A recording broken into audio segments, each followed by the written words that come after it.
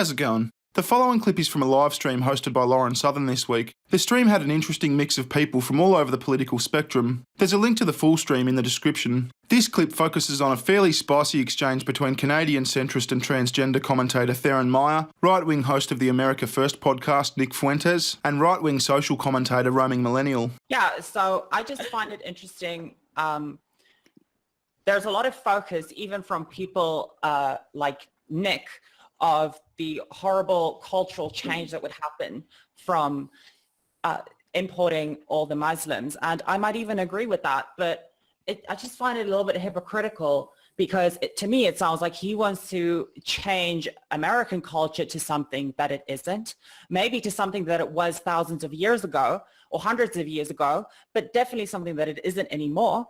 And probably something that would be an existential threat to me as a trans person. So I just find that very rich and hypocritical. Sure, I don't even think if it has any more merit that you want to change culture to American culture today into something that it was hundreds of years ago, because I think that what it was hundreds of years ago represents, what is written in the Quran in many ways very closely. So not much difference. Do I get a chance to respond to this, All right, Lauren? Nick, quick response, and then we have to jump to roaming. Sure. The change I'm talking about is going back to the natural order of things, the natural order ordained by God, which prevailed in this great land up until just about 50 years ago. So we're not talking about going back hundreds of years. We're talking about That's exactly what Muslims talk about. Damage. That's exactly what radical Muslims talk about. Yeah, well, hey, and maybe there's something to the conservatism of some of the Muslim countries. My point, exactly. I'm not being hypocritical by saying we want to maintain a conservative culture in our country. In your culture, what would happen to someone like me? You would probably have to see a doctor. You would probably have to see a therapist. No, I mean a therapist. Let's so you give me conversion therapy. You put me through electroshock therapy, wouldn't you? Oh, I wouldn't. I'm not a doctor. This is why trans people, this is why leftists hate you. This is why they hate right-wingers, because they don't do enough to speak out against assholes like you. I'm not on board with what he's saying. Just BT dubs. Throwing that out there. Well, maybe roaming Millennial, maybe you should do a little bit more work speaking out against people like that. Maybe when you have people like Richard Spencer on your channel, don't just sit there and go, oh, that's nice. That's so interesting. It was an interview. Maybe you should, no, but you still have a responsibility as an interviewer. We're going to give roaming a response. Let me finish my point. Maybe you shouldn't just let him wrap his bullshit ideas in a beautiful pink bow, make it sound all cute. Maybe you actually have a responsibility to challenge him on his ideas and expose it for what it really is. Because this Nick guy, that's exactly what it is. Okay, everyone, this is roaming's opportunity to respond to the Asian question, and also wow, okay. Yeah, a lot of things. Okay, so first off, maybe regarding the Richard Spencer interview, I just want to say that I stand by that interview. If you watch it, you can see that I clearly state that you did not do a good job. You were irresponsible. That I am not a white nationalist, and I've even brought up things like the question of why it would be that white people will get along so great now when the history of European conflict shows us that the opposite is true, things like that. But I do stand by that there is a difference between a debate and an interview. A lot of my subscribers were happy to actually see what Richard Spencer says. And, if your problem is that he came off too positively, then, you can feel free to make a response video to that. But in terms of the Asian question and Muslim immigration, I actually do think I get what you're saying, and there is definitely a problem with integration in Asian communities, especially, east and west coast of the United States and Canada. But the reason why it makes more sense to focus on the Muslim issue now is because they are more of an existential threat just in terms of safety. Through terrorist attacks, we see that. Now, especially in the U.S. as well, but especially like looking at Europe right now. And, I think Canada is probably going to be going down that road eventually just because of the amount of immigrants we're seeing because of the whole refugee situation. I think it does make sense to focus on the Muslim question first, but that doesn't mean that Asians get a free pass, right? And I think Asians are notoriously I don't even insular. care at this point. Wow, that was a spicy meatball. Now BT dubs, I don't agree with Nick's position either. So in your culture, what would happen to someone like me? You would probably have to see a doctor. You would probably have to see Theron should be able to live her life however she likes, as should anyone else. Now the reason I've highlighted this clip is because of Theron's criticism of roaming Millennial for interviewing Richard Spencer on her channel, and that ties into a growing problem I've been seeing more and more on YouTube. You see, Richard Spencer has been the poster boy for alt-right, fascist, identitarian, genocidal, white supremacist neo-Nazis since Inauguration Day in late 2016, when he was sucker punched by a brave and upstanding member of Antifa during an interview.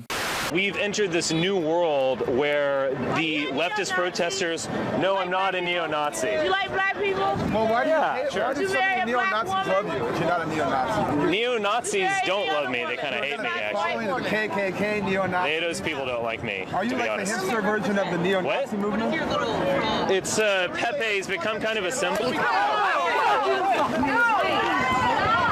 Like many others, this was the first I'd seen or heard of this Richard Spencer, but in the following months I was assured time and time again that this guy is pure evil incarnate and that his life's mission is to launch an American genocide against anyone who isn't white. So when Roaming Millennial announced that she was going to be releasing a 3-part interview with Richard Spencer on her YouTube channel, it sparked my interest. Now in my opinion, Roaming is a very fair and balanced content creator. She's also very inquisitive and even asked her audience for questions they'd like Spencer to answer. So I knew I was going to see a fair interview with this guy, and I knew that Roaming would guide the conversation through a good range of issues that would give me insight into Spencer's political views beyond a bunch of regressive lefties insisting he's a genocidal Nazi. And that's exactly what I got. And having had the insight into Spencer's political views that Roaming's interview provided me with, I can confidently say that there's a lot we don't agree on. I didn't need anyone telling me he's literally Hitler, and I didn't need Roaming Millennial to play some sort of ideological attack dog. Maybe Roaming Millennial, maybe you should do a little bit more work speaking out against people like that. Maybe when you have people like Richard Spencer on your channel, don't just sit there and go, oh, that's nice. That's so interesting. It was an interview. Maybe you should, no, but you still have a responsibility as an interviewer. You shouldn't allow him. No, We're going to give Roaming a response. Let me finish my point. Maybe you shouldn't just let him wrap his bullshit ideas in a beautiful pink bow, make it sound all cute. Maybe you actually have a responsibility to challenge him on his ideas and expose it for what it really is. How exactly should she have done that, Theron? Should she have asked Richard his opinion on something, let him answer, and then said, do you think I was fucking born yesterday? I've had it up to fucking here with your bullshit, Spencer. Now you try again, motherfucker, and this time I want the truth. Because that's more of a hostile interrogation than an interview, and a lot of people tend to be reluctant about coming onto your channel for a hostile interrogation. Maybe you actually have a responsibility to challenge him on his ideas and expose it for what it really is. Now Theron, you've got a decent sized channel yourself, but I couldn't find any attempt by you to challenge or expose Richard Spencer, not even a short video outlining your position. And considering the level of moral outrage you're displaying here, I was expecting something. I mean, you could have him on your channel for an interview. You could be the interviewer that you're berating Roaming for not being. Have you even asked him? I've been seeing this kind of thing more and more lately, where people crack the shits if you associate with somebody they don't like in a manner they don't approve of. Or they'll try to play this guilt by association game and apply some of the blame for some grievance they have with whoever you've associated with to you. Bearing deserves more, way more than he's gotten. I had a whole drama with him a couple months ago when he collabed with a doxer, Devin Tracy. Promoting that guy in any way, shape, or form is promoting his crimes. He's a psychopath. You look up all the, you look up in any kind of psychiatric textbook about all the character traits of that psychopaths have, and watch his videos. It aligns so perfectly, more than anyone I've ever seen. He's a textbook psychopath. And I was kind of just bitter cut of the whole situation because you know how many hate comments I got from his fans, how many people I had to block. It was fucked up. I was recently on a live stream with a right-leaning YouTuber called No Bullshit. He might be alt-right, I don't know. I don't really fucking care. After the stream, I got a tweet from Vadim New Quest, also known as Creationist Cat on YouTube. I'm Creationist Cat.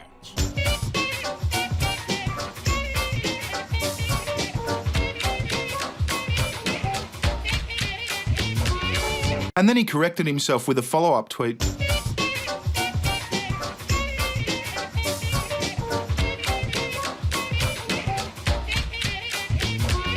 Now, there was never any discussion about a white ethno-state on the stream with no bullshit. In fact, I don't think I've ever had a conversation with anyone about a white ethno-state. It's the fact that I'm merely associated with no bullshit that prompted Vadim to ask this question. But don't get me wrong, Vadim's got every right to ask the question, although I do think he tried to get a bit too tricky with his wording. I mean, do you agree with some other guy that advocating for XYZ is okay? That question is a lot more complicated than do you agree with XYZ, but it would be very easy to misunderstand or misrepresent my answer as a response to do you agree with XYZ. So I went with a two-part answer. The idea of a white ethno-state in the US is not something that I support or favour. As long as laws are obeyed and rights are respected, other people can advocate for whatever they like. I enjoy interacting with all types of people. I agree with some of them on some things, I agree with others on other things, I agree with some on no things. So if you ever see me talking to a feminist, it doesn't automatically make me a feminist. If you ever see me talking to someone on the alt-right, it doesn't automatically make me part of the alt-right. If you ever see me talking to a flat earther, it doesn't automatically make me a flat earther. And if you ever see me talking to Andy Warski, it doesn't automatically make me a dribbling spastic. Cheerio. Recession! Give me better times, give me better times. Recession!